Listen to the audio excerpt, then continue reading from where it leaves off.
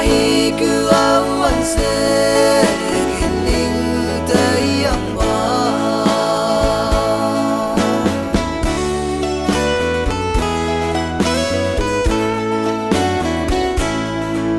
Tujuan trafian lang berhawan jume Uraning kejap ju Shajing jui lai yang Bai nhi wai hatuk ju Bau nhi wai li belum Haju ang sam yuan Neling raung ku Kukan sapi kubung Gede son lidong Varong berwai awan kai liang Yui ai ne pewang hui sham ning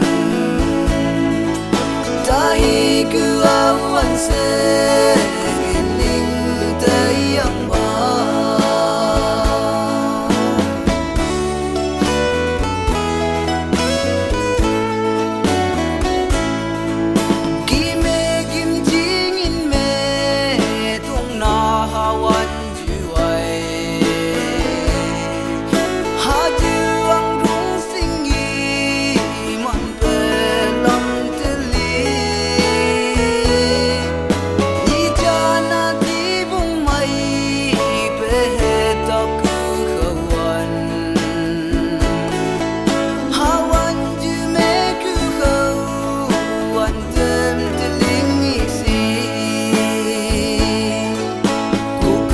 Sapi kubung